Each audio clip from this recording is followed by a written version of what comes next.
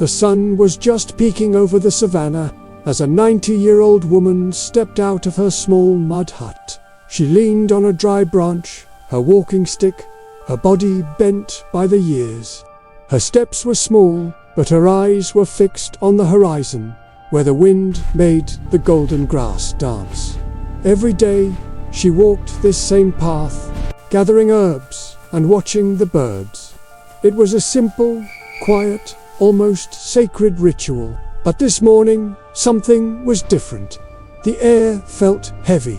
The usual morning chorus of insects was silent. No birds flew across the sky. Then she heard it. A low, deep groan, almost lost in the sound of the wind. The woman stopped. She slowly turned, and there she saw him. Tucked between the heaped cracked rocks, an adult lion lay on its side.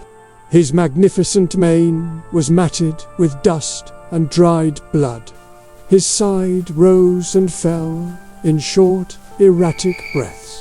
One of his hind legs was still, a deep, open wound visible. The animal tried to lift its head, but failed, letting out another faint sound. It wasn't a roar, it was a plea. The woman's heart clenched, but she didn't step back. She took one slow step forward, then another. She approached cautiously, respecting the immense creature's space, the metallic smell of blood mixing with the earthy heat. The lion opened its eyes. They were tired eyes, eyes that had seen many battles. Their gazes met, and in that impossible moment, two vastly different lives found a point of connection. With great effort, the woman knelt. She placed her palm on the ground, as if asking the earth itself for permission. Then she took the shawl from her shoulders and slowly spread it on the ground, creating a subtle visual barrier. The lion didn't move. He didn't try to attack. He just breathed. She could see he was dehydrated, exhausted, and likely had been injured for days. Every rational thought in her 90-year-old mind screamed at her to run. Logic told her this was pure danger, but a feeling much louder spoke from within her heart. She struggled back to her feet and started the slow walk back to her hut. Each step felt heavy. She wasn't abandoning the lion. She was going for help. Minutes later, she returned, carrying a small container of water and an old cloth. She approached again, pouring a little water onto the sand near his mouth so he could lick it. She wet the cloth and gently pressed it near the wound. The lion reacted with a slight movement of its head. It was an acceptance. If this story is already touching you, please leave a like. Now it helps this content reach more people who need to hear it. The woman stayed right there, under the scorching sun, as the shadows began to lengthen. She didn't know it yet, but the worst was still to come. The first sign was a distant echo, then another. High-pitched, unsettling laughter cut through the hot savannah air. Hyenas. First one, then 3, then 10, soon a dozen lean, hungry bodies emerged from the dry bushes, forming a wide semicircle around the wounded lion. The woman understood immediately. Her heart pounded in her chest.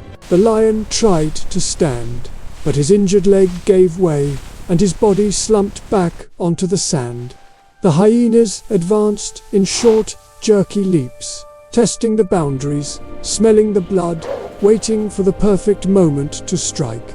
Without a second thought, the woman positioned herself between the lion and the approaching pack. She opened her arms wide. She lifted her cloth above her head, making herself appear larger. She began to sidestep back and forth, occupying the space, a fragile barrier of courage. She bent down, grabbed a stone, and threw it. It didn't hit anything, but it broke the rhythm of their advance. She screamed. It wasn't a word. It was pure, raw presence. The hyenas hesitated. A few took a half step back. Others crept forward. The woman ran to the right, forcing the pack to shift and reorganize. The lion used that brief moment of distraction to drag his body a few inches forward, leaving a dark trail in the sand. The wind whipped up dust, and the sun burned her skin. The woman's arms were trembling, but she didn't stop. She threw handfuls of sand. She slammed her branch on the ground. She moved forward. She retreated, creating constant confusion. The pack began to lose its coordination. One hyena tried to flank them. She spun her body and charged in its direction. Another crept up from behind. She stomped her foot hard, kicking up a cloud of dust. Time seemed to stretch and bend. The lion managed to get to his feet for a moment. He staggered. He fell. He tried again. The woman noticed a small rocky outcrop a few meters ahead, a higher, more defensible point. She began to strategically push the hyena's attack to the opposite side. Every move she made was a distraction. Every step a calculated risk. Her 90-year-old body was screaming in protest, but her spirit would not retreat. Slowly, little by little, the hyenas began to give up. First 2, then 4, then in small groups, they peeled away. This prey was proving to be too much trouble. The lion, with one final, monumental effort, reached the rocks. He pulled himself up. He collapsed, breathing heavily. The woman remained standing, a lone sentinel, until she was absolutely sure that no hyena would return. Only then did her legs finally give way. If you've made it this far, subscribe to the channel right now. Stories like this need people like you to continue being told. She stood there, breathing heavily. From his perch on the rocks, the lion watched her. And in that silence, there was something more profound than survival. There was gratitude, recognition. The woman stayed for a few more minutes, feeling her heart slow down as the wind carried away the last echoes of the hyenas. Her hands trembled. Her body ached. Still, she waited until she was sure the lion was safe. From atop the rocks, the great cat stared at her in silence. There was no roar, no threat, just tired eyes fixed on the small human figure who had faced the impossible for him. Then, slowly, the lion turned his wounded body and disappeared into the golden grass. The woman picked up her branch from the ground and began her journey home, slower than ever.